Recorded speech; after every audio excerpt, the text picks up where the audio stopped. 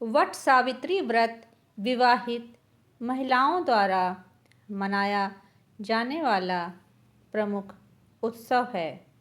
यह 26 मई 2025 को मनाया जाएगा, जिसमें महिलाएं बरगद के पेड़ की पूजा कर अपने पतियों और परिवार की भलाई के लिए उपवास करती हैं। ये आम तौर पर ज्येष्ठ महीने में मनाया जाता है। उपवास 3 दिनों तक चलता है। ये त्रयोदशी से शुरू होकर पूर्णिमा या अमावस्या के दिन समाप्त होता है। यदि कोई महिला तीनों दिन उपवास करने में असमर्थ है तो वह केवल अंतिम दिन उपवास करने का विकल्प चुन सकती है।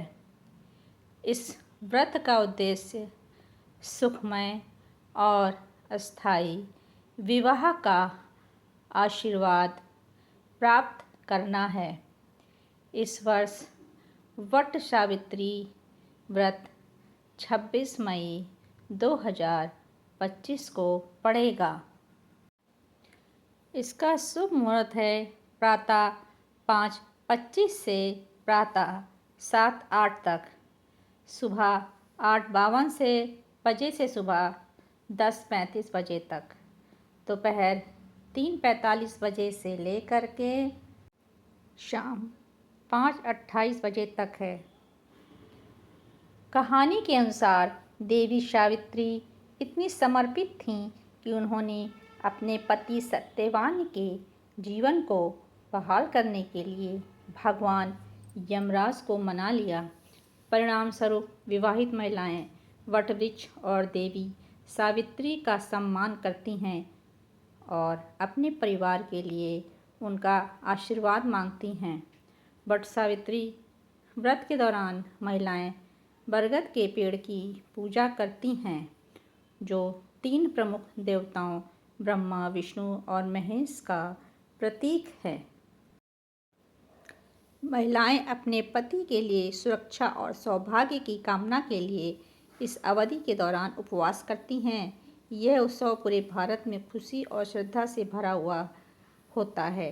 देवी सावित्री की भक्ति से प्रेरित होकर विवाहित महिलाएं अपने पतियों के स्वास्थ्य की रक्षा करने और अपने परिवार की सहायता के लिए वट वृक्ष और देवी सावित्री का सम्मान करती हैं। पूजा विधि। वट सावित्री व्रत पर महिलाएं जल्दी उठकर तिल और आंवले से स्नान करती हैं। फिर वे नए वस्त्र पहनती हैं और खुद का 16 श्रृंगार करती हैं।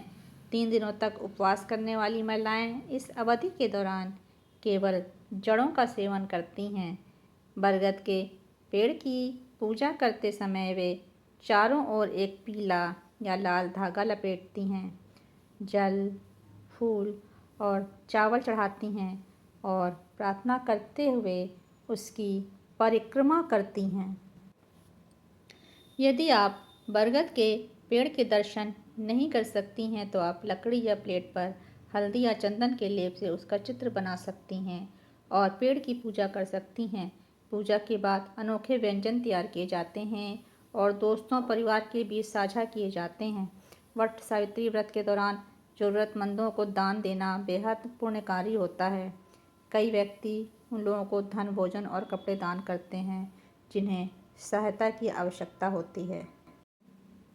जो महिलाएं इस व्रत का पालन करती हैं उनका लक्ष्य अपने पति की भलाई और स्वास्थ्य सुनिश्चित करना है। साथ ही वे अपने परिवार की समृद्धि में भी योगदान देती हैं।